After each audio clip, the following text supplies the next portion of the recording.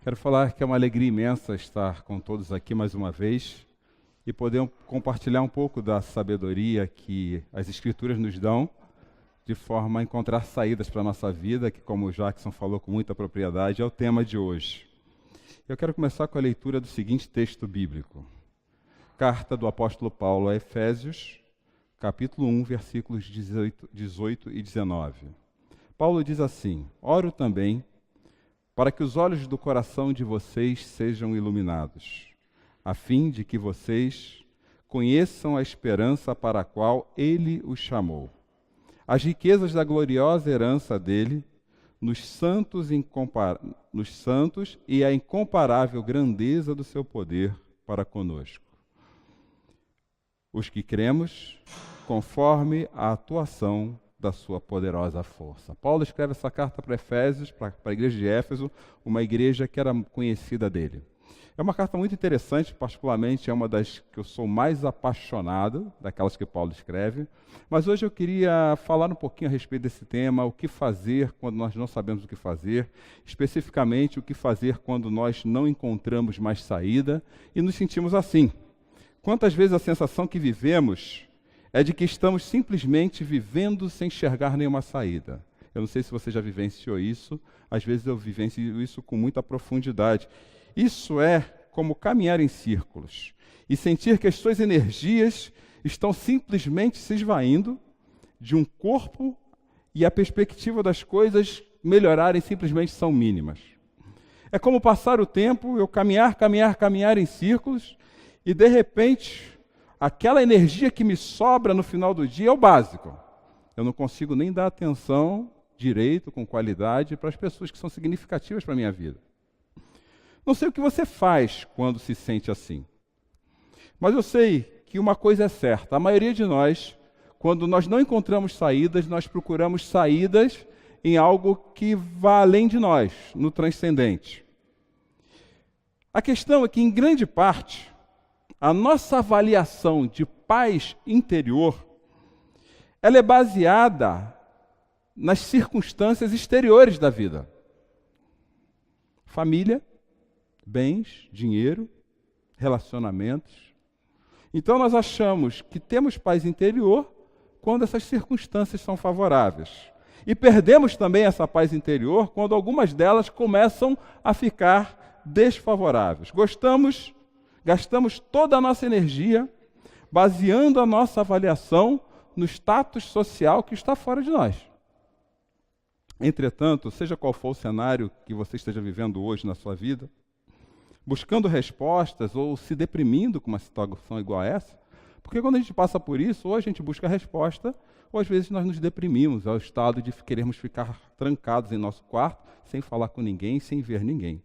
Eu não sei qual é a sua situação hoje, mas me parece que algo que é comum a todos nós, buscando soluções novas para saídas que a gente não consegue ter, algo que é muito comum, é que nós buscamos conversar com alguém que está além de nós mesmos. Em 2004, saiu uma pesquisa na BBC de Londres, onde foram entrevistadas várias pessoas, inclusive pessoas que não creem em Deus nenhum. E pasmem, 30% dos ateus ou agnósticos admitem que, às vezes, eles chegaram a orar quando não acharam mais saídas na sua vida.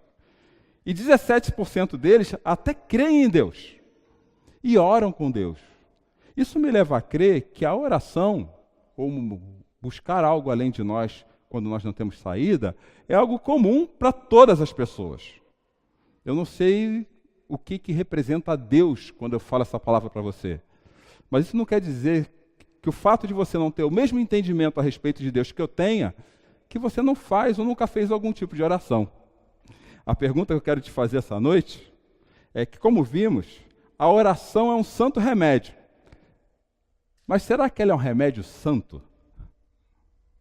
A oração é um remédio que todos usam. Uns chamam de meditação, outros chamam de reflexão, outros chamam de pensamento positivo. Isso é o comum. Ela é um santo remédio. Inclusive médicos da Universidade de Duke, eles afirmam que pacientes em estado grave, eles têm uma melhora significativa quando usam a oração como um dos recursos para eles melhorarem a saúde. Então a gente faz algum tipo de oração. Mas a pergunta é, que apesar da oração ser um santo remédio, ela é um remédio santo? Essa busca que existe em todas as pessoas de um Deus, de uma forma de Deus, ou de alguém que resolva nossos problemas quando a gente não encontra sem saída, é algo comum, cujo um dos pensadores mais conhecidos do nosso meio, chamado João Calvino, ele traduz esse sentimento que todo ser humano tem numa palavra, numa expressão em latim chamada divinitatis sensu. O que ele quer dizer com isso, já que nós não temos obrigação de saber latim? Ele diz que existe dentro da mente humana um instinto natural, na verdade, uma consciência divina. Então, todos nós temos algum tipo de consciência divina. Existe algo que é como Deus, que independente da religião que você faça parte ou esteja, é algo que te leva à consciência de que Deus existe. As Escrituras explicam o porquê disso. Quando você abre, lá no primeiro livro da Bíblia, em Gênesis, capítulo 2, versículo 8, você vai ver que Deus fala assim: façamos o ser humano à nossa imagem e semelhança. O fato de nós sermos criados à imagem e semelhança de Deus, e ali Gênesis não está falando de forma física, mas dessa conexão que a gente tem com algo divino, entendendo isso, todos nós temos essa saudade. E Salomão, mais tarde, vai falar dessa saudade, mesmo que Deus não seja uma pessoa frequente na sua vida. Salomão, em Eclesiastes, capítulo 3, versículo 11, ele vai falar assim para nós, que Deus criou todas as coisas e pôs no coração do homem um anseio pela eternidade. Então, querendo ou não, qualquer ser humano na face da Terra, ele tem esse anseio. Mesmo aqueles que não acreditam em Deus, como explica a pesquisa, de uma forma ou de outra, quando as saídas desaparecem, eles buscam a Deus. A má notícia é que essa conexão natural do ser humano com Deus, ela é corrompida por aquilo que nós chamamos de pecado. O homem desobedece a Deus, deixa de querer tê-lo como a principal referência de fé da sua vida, e assim o ser humano começa a viver segundo a sua própria vontade. E essa desconexão chamada pecado não nos permite ter uma relação tão próxima de Deus quando fomos criados sua imagem e semelhança. Assim sendo, Deus nos dá a oração como uma forma de ainda encontrar a Deus. Mas a pergunta ainda permanece: será que esse santo remédio é um remédio santo? Eu não sei qual é a sua experiência com o Deus que a Bíblia apresenta. Mas a Bíblia fala que, apesar de termos uma desconexão natural com Deus, Deus envia o seu próprio Filho, em forma humana, chamado Jesus, que também é da mesma essência de Deus, para viver entre nós. E esse Jesus que se humaniza, ele tem as mesmas necessidades que você e eu temos. E esse Jesus que se humaniza, esse Deus que encarnou-se na história, ele vai falar que se quisermos restaurar essa conexão com o Deus da Bíblia, isso só pode acontecer através dele. Tanto que em João capítulo 14, versículo 6, Jesus já fala assim: eu sou o caminho, eu sou a verdade, eu sou a vida, e ninguém chega a Deus sem ser por intermédio deles. É por isso que Paulo, mais tarde, ele vai falar na carta a Timóteo, capítulo 1, versículos de número 5, capítulo 2, versículos número 5 e 6, que só tem alguém que pode mediar essa conexão com Deus, que é Jesus Cristo. Paulo diz assim: pois há um só Deus e um só mediador entre Deus e o homem Cristo, o qual se entregou a si mesmo como resgate por todos. Então, isso já mostra o quanto a oração, à luz das Escrituras, para quem crê num Deus, Pai, Filho e Espírito Santo, o Deus que a Bíblia traz, onde ela se diferencia daquelas pessoas que pensam positivo, daquelas pessoas que acham que Deus não tem forma. Não, o Deus da Bíblia, ele exige da gente um tipo de oração muito específica. E você sabe qual é a diferença dessa oração para a oração comum a outras religiões e outros povos? Porque a maioria das orações, como por exemplo aqueles caras que andam de laranja na rua, do Hare Krishna, Ela é uma oração onde você busca respostas em si mesmo, onde você se conecta consigo. Há orações em outras religiões que falam assim, não, eu preciso entrar no ambiente da natureza e a energia da natureza vai se misturar com a minha, e isso aqui é Deus. A Bíblia não fala não. A Bíblia fala totalmente diferente. Existe um Deus, uma outra pessoa, um outro ser, totalmente soberano, poderoso, acima de todas as coisas. E a oração conecta o meu coração desconectado de Deus por causa do pecado, através de Jesus, com esse Deus. Então, a oração com Deus, ela é um relacionamento. A oração bíblica é um relacionamento com outro ser. Não dá para ser comparado com nenhum outro tipo de relacionamento. Quando eu lido com outro ser chamado Deus, que até para ter esse nome, eu preciso entender que ele está acima de todas as coisas, eu preciso entender também que a minha vontade não muda a vontade de Deus. Cláudio, se eu preciso me relacionar com outro Deus, e a minha oração não muda a vontade de Deus, para que eu preciso orar? Existe um teólogo e filósofo francês chamado Søren Kierkegaard, que numa frase ele nos traz resposta para isso. Kierkegaard fala assim, a função da oração não é influenciar Deus, mas especialmente mudar a natureza daquele que ora. Conta um texto bíblico que Moisés ia conversar com Deus. Naquela época não havia Jesus ainda na história, mas Moisés conversava com Deus num lugar chamado Tenda da Aliança. E conta a história também que Moisés, quando ele saía da Tenda da Aliança, ele saía com seu rosto iluminado, ele saía transformado, mudado. A oração, hoje nós não precisamos ir a um lugar específico, como naquela época, para nós termos contato com Deus. A oração, hoje, ela pode ser feita em qualquer lugar. Aliás, na próxima mensagem, nós vamos falar da oração que Deus recompensa no secreto do nosso coração. Sendo feita em qualquer lugar, ela é respondida onde você está. Só que para orar, eu preciso de uma outra coisa. Então, Cláudio, será que qualquer pessoa pode orar a esse Deus da Bíblia, tendo Jesus Cristo como aquele que intermedia, e simplesmente Deus está ali trabalhando a transformação do seu coração? Eu vou falar, não é para qualquer pessoa. A oração bíblica, ela é especificamente para discípulos de Jesus Cristo. Quem são discípulos de Jesus Cristo? Discípulos de Jesus Cristo é aquele que entendeu que Jesus, ele intermedia a nossa relação com Deus. A oração bíblica é para aqueles que entendem que Deus morreu por eles. E a oração bíblica é para aqueles que sabem que através da morte, Jesus passa pela morte e ressuscita ao terceiro dia. A oração bíblica é para aqueles que entendem que Jesus, fazendo isso, ele nos conduz ao maior benefício que um cristão pode ter, que é a vida eterna com Deus. Então, se nós não passarmos, por exemplo, pelo rito do batismo, e não porque o batismo tenha poder em si mesmo, mas se nós não passamos pelo rito do batismo,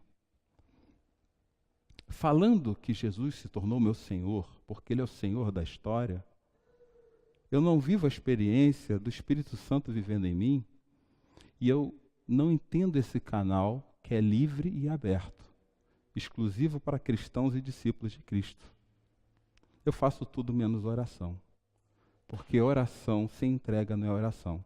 O discípulo de Cristo, ele sabe que ele ora a Deus por intermédio de Jesus, através do Espírito Santo. Isso é claro. Por isso que Jesus, ele volta-se para os seus discípulos, em João capítulo 14, versículo 12, e diz assim, digo-lhes a verdade, aquele que crê em mim, fará também as obras que eu tenho realizado, fará coisas ainda maiores do que esta, porque eu estou indo para o Pai, e eu farei o que vocês pedirem em meu nome, para que o Pai seja glorificado no Filho, e o que vocês pedirem em meu nome, eu farei. Tem um detalhe, que às vezes é muito mal usado nesse texto. Quando as pessoas leem assim, Jesus Cristo fala assim, eu farei o que vocês pedirem em meu nome. E quando nós lemos assim, o que vocês pedirem em meu nome eu farei, nós costumamos achar que Deus faz qualquer coisa que a gente pedir para Ele, porque agora eu sou batizado, no final de contas, eu me entreguei para Jesus. Não, existe uma frase no meio que precisa ser observada. Repare, eu farei o que vocês me pedirem em meu nome para que o Pai seja glorificado.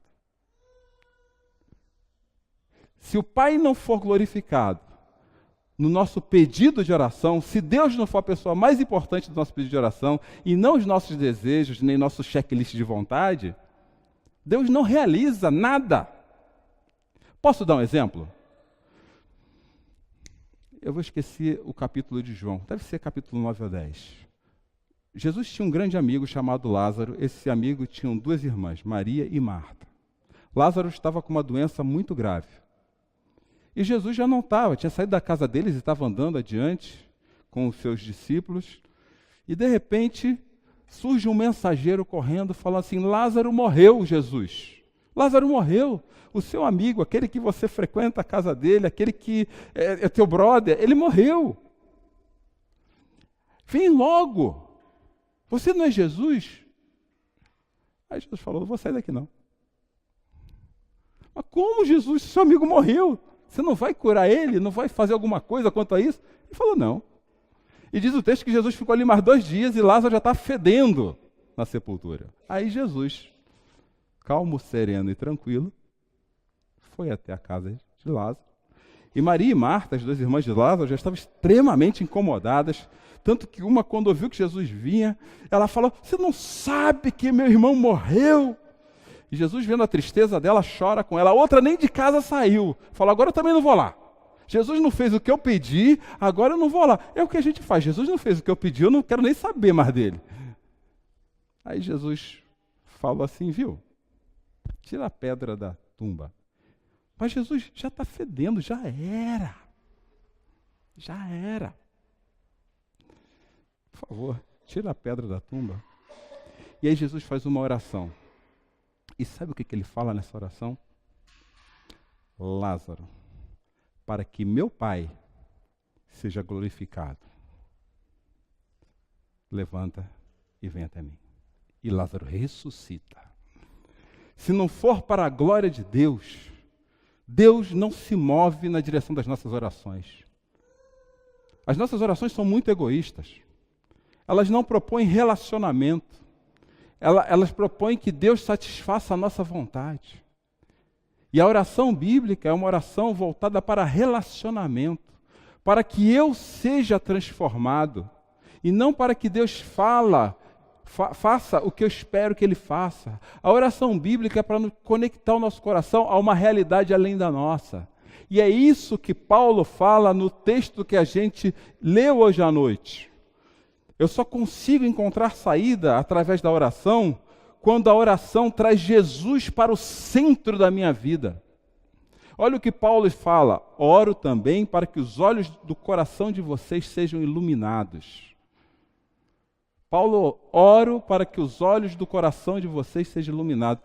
Na cultura bíblica, o coração é o centro da vida. O que Paulo está falando, se Jesus não vier para o centro da sua vida, Deus não vai ouvir nada. Porque quando eu entendo que Jesus faz parte do centro da minha vida, eu entendo que o Pai é glorificado. Jesus fazer parte do centro da minha vida é entender que oração é amizade. É amizade.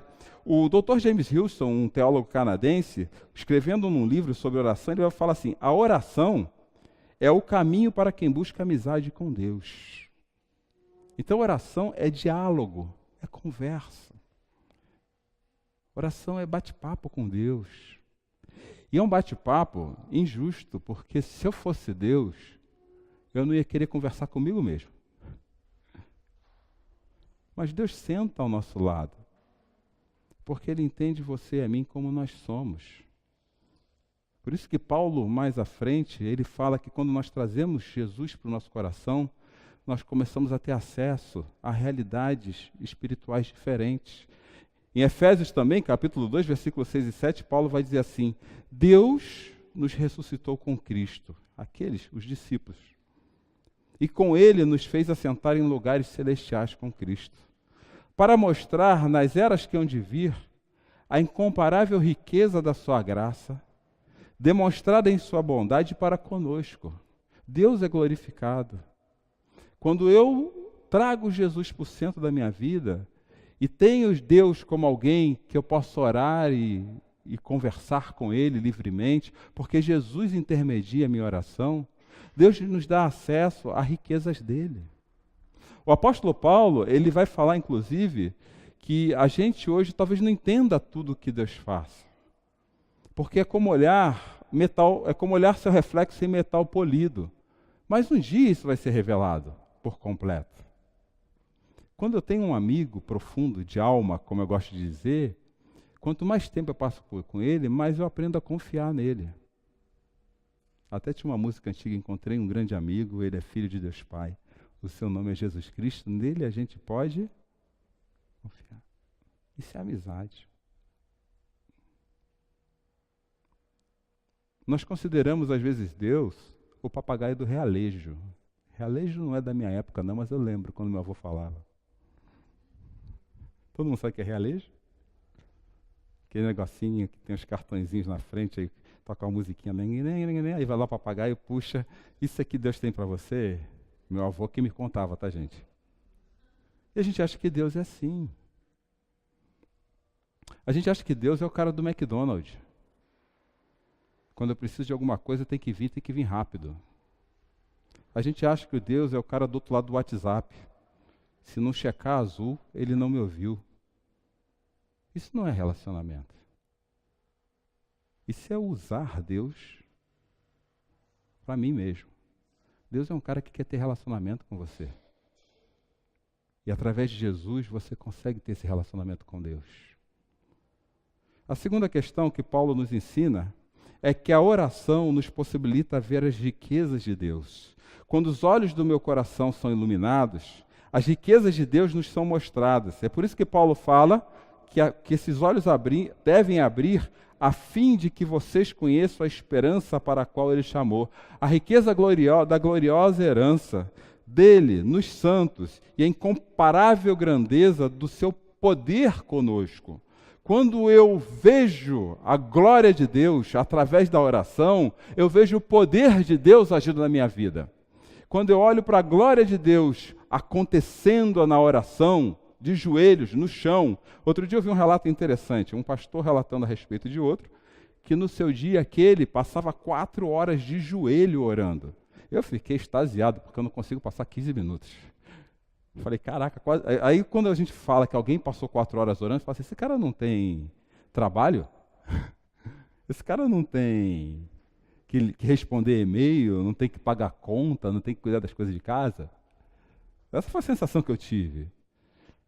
Mas Deus tem abençoado a vida desse homem, porque Ele sabe que tudo na vida começa na oração, tudo começa no relacionamento. O nosso dia tem que começar com oração, o nosso dia tem que terminar com oração. As nossas refeições devem ser feitas debaixo da oração, porque Deus coloca o pão nosso de cada dia. Eu sempre digo que um cantor conhecido, João Alexandre, uma vez um amigo dele fez chacota porque ele estava orando na hora da refeição. Você é daqueles que ora? E João Alexandre respondeu, essa é a diferença entre mim e o meu cachorro, porque eu sei quem coloca o pão na minha mesa. Oração é relacionamento. Agora, como é que eu vou querer conhecer alguém se eu não tenho relacionamento com esse alguém? O relacionamento começa na minha entrega a Jesus e continua na minha caminhada ao longo da vida. Quanto mais eu caminho com Jesus, mais eu conheço, mais rico fica o meu coração. Por isso que Tim Keller, ele fala que quem tem relacionamento com Deus não tem medo do destino. Eu não sei o que te reserva amanhã, mas quem tem um relacionamento saudável com Deus através da oração não tem medo do amanhã. Olha o que Keller fala, se os cristãos basearem a própria vida no amor imutável de Deus, então terão de aceitar como sucesso o que se os cristãos não basearem a própria vida no amor imutável de Deus, então terão de aceitar como sucesso o que os outros garantem ser sucesso e entender a felicidade, até mesmo o próprio eu, com base na opinião do momento. Eles tremem com razão diante do seu destino. Quem não tem Deus com relacionamento treme diante do destino. Eu não sei o que te preocupa amanhã. Não sei o que está acontecendo na sua vida hoje. Não sei o que está te fazendo sentir sem saída. Mas eu estou te dizendo, aliás, eu não, as Escrituras estão dizendo que se você mantiver um relacionamento de oração com Deus, Deus abre os tesouros do céu para você. Você não precisa temer o amanhã. Eu gosto muito da oração de Jesus. Vai ser a última dessa série. O Pai Nosso. E ele fala assim, Pai Nosso que estás nos céus, santificado seja o teu nome. Ele fala, venha o teu reino. Seja feita a sua vontade, aqui como a daí. É como se Jesus falasse assim, olhe para Deus, me faz entender a tua vontade. Faz a minha vida ter um significado maior. Deixa eu entender as riquezas que estão por trás dos fatos que estão acontecendo na minha vida. Paulo fala que hoje, se nós conseguirmos fazer isso, nós estamos vivendo a destruição de uma habitação temporária em que vivemos. Temos parte de Deus. Da parte de Deus está sendo construído um edifício, uma casa eterna no céu. Não construída por mãos humanas. Enquanto isso, gememos, desejando ser revestidos. O que Paulo fala é que a gente vai gemer mesmo. Tem oração nossa, gente, que as palavras nem saem da nossa boca. Eu não sei se você já orou e o negócio engasga aqui. Você já orou? Já passou por isso? A oração engasgar? Porque parece que aquilo que nos aprisiona e nos deixa sem saída nos espreme tanto que você fala assim, caramba. Tem dia que eu oro, gente, que eu penso assim, nossa, essa oração não chegou nem no teto, quanto mais no ouvido de Deus. Não é? É porque o Cláudio está focando no problema, não na solução. É porque isso acontece comigo, viu? Isso acontece com todo mundo. Tem hora que a rotina do dia a dia transforma a oração num utilitário. A gente usa a oração. A gente não cria relacionamento com a oração. Tem hora no dia que a oração tem que ser quieto, no canto. Semana que vem a gente vai falar disso. Tem hora que a gente ora com os amigos. Tem hora que eu oro com a minha esposa. Tem hora que eu oro sozinho. Essa semana, uma pessoa queria mexer na minha agenda às 8 horas da manhã. Sabe o que eu escrevi para ela no WhatsApp? Você quer saber o que eu escrevi para ela? E nessa hora eu faço questão de ser mal educado. Infelizmente, a minha agenda abre após as 9h30, porque entre as 7 horas e as 9h30 da manhã, eu estou orando e praticando atividade física. Ponto final. Você acha que ela questionou? Nem questionou. Ponto. Das 7 às 9h30 da manhã, dificilmente eu vou responder alguma coisa que você me perguntar. Porque se eu não estiver orando, eu estou fazendo atividade física. E quando eu vou para a academia, eu descobri que a melhor coisa para fazer esteira é ler. Eu levo o meu livro, que ultimamente estou lendo um livro muito bom sobre oração, eu coloco em cima da esteira, eu não vejo nem a hora da esteira passar. Outro dia, gente, o que o livro falou para mim foi tão importante a respeito de oração. Sabe o que eu estava fazendo em cima da esteira? Chorando que nem um louco. Eu acho que a menina que está do meu lado não está entendendo nada. O que esse cara está fazendo esteira e chorando? Sai para lá. Agora eu tive que mudar de academia por força das circunstâncias não nossa, né? E a academia fica de frente para a Votorantim, assim, é um vidrão. Então não estou nem aí quem está olhando para mim, olha para aquele vidro e chora, me derrama. Fala assim, fala comigo. Abre os olhos do meu coração. Fala comigo. Muda a minha vida. Faz de novo se for preciso.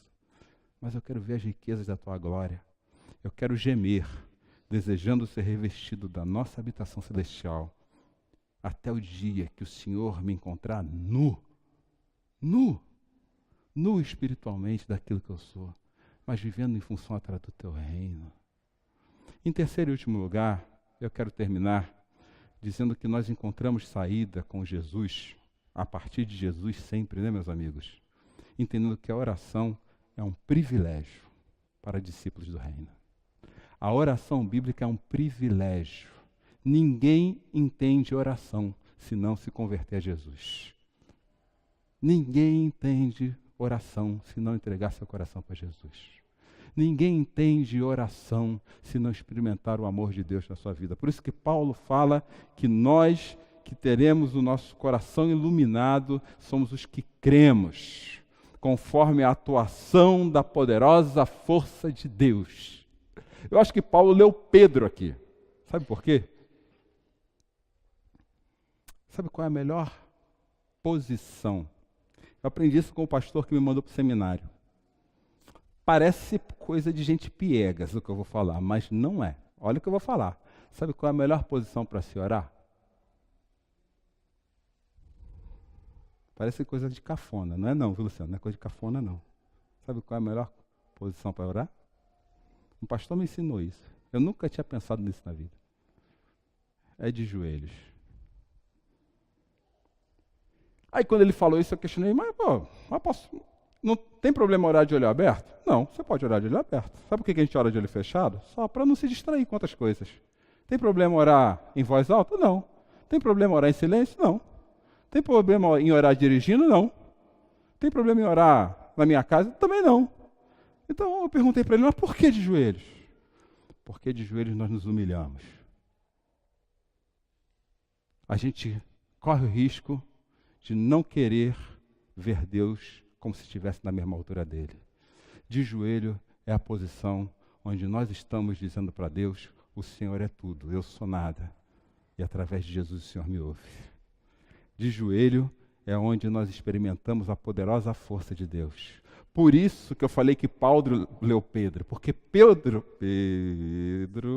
não, ele fala assim, humilhai-vos debaixo da poderosa mão de Deus.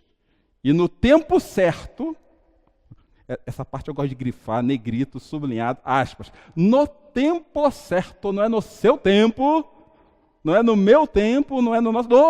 grifado, negrito, sublinhado. No tempo certo, Ele, não eu, Ele vai nos exaltar. Ele vai mostrar o poder da sua força.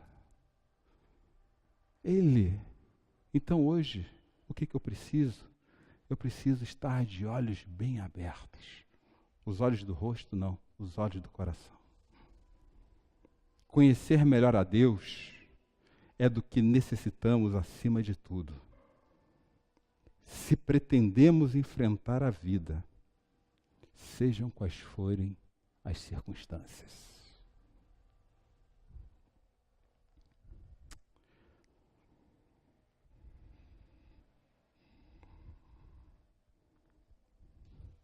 Tim Keller, nesse livro que eu estou lendo, ele faz essa afirmação e eu termino com ela. Para a maioria de nós, Deus não se tornou nossa felicidade.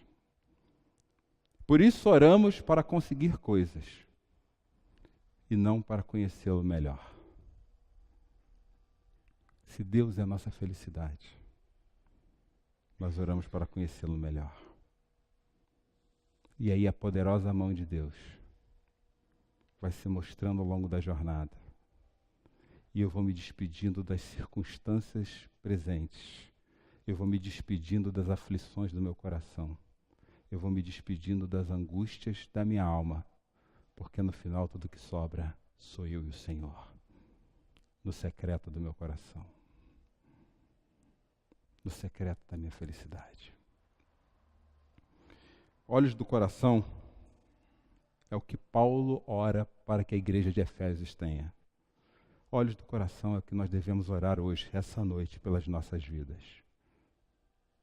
Olhos do coração, eles nos ajudam a vencer as batalhas. Certa vez, Elias estava preso com o moço dele. O moço sempre tinha um ajudante na época, né? Ele e o ajudante estavam presos. E o rei, não lembro de que exército, de que país que era, acho que era da Síria, tinha enviado um grande exército para derrubar Elias. Era uma coisa que Elias sozinho não ia conseguir vencer. Não tinha saída para Elias. Enfim. Elias acorda de manhã. Eu imagino Elias daquele jeito careca. Né? Ele era careca, não é isso que a Bíblia diz? Era Elias ou Eliseu que era careca? É Eliseu que era careca, né? Mas vai chegando na idade, Vai ficando careca, é uma coisa que acontece. Mas isso aí, Eliseu, de manhã cedão, ele acorda assim, daquela espreguiçada na frente da cabana. Ele olha em volta. Ele e um rapaz, e a volta dele para matar um exército inteiro. Aí Eliseu faz aquela coisa que velho faz quando levanta, né? E o menino desesperado do lado. Eu falei, esse homem está doido. Esse povo todo para me matar. Eu não tenho nem por onde sair daqui, esse homem está doido. E Eliseu faz a segunda coisa que velho faz quando levanta. Só levanta duro, né? E o menino já tinha suando frio assim, ó, na cabeça dele. Elias, né? Estou até confundindo o nome dos homens, tudo igual. É que Eliseu veio depois de Elias, tudo junto, misturado. Viu? Você não está vendo? Elias faz uma única oração. Simples, simples. Duas frases. Senhor, abra os olhos desse menino. E quando aquele menino olha, havia um exército de anjos à volta daquele exército, que o rei mandou para destruir 2 homens. Um exército para 2 homens, hein? Sem saída. E diz que aqueles homens saíram correndo. Quando a gente ora, e Deus abre os olhos do nosso coração, os exércitos do Senhor vêm guerrear as nossas batalhas. Principalmente quando a gente se acha sem saída. Senhor, abre os olhos do meu coração. Vamos orar?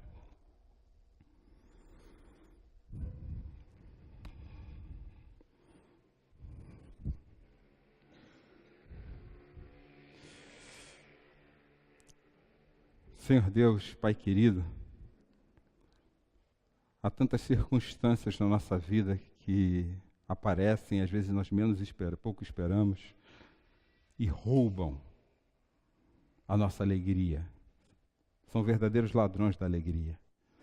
Há tantas circunstâncias em nossa caminhada que nos deixam sem saída.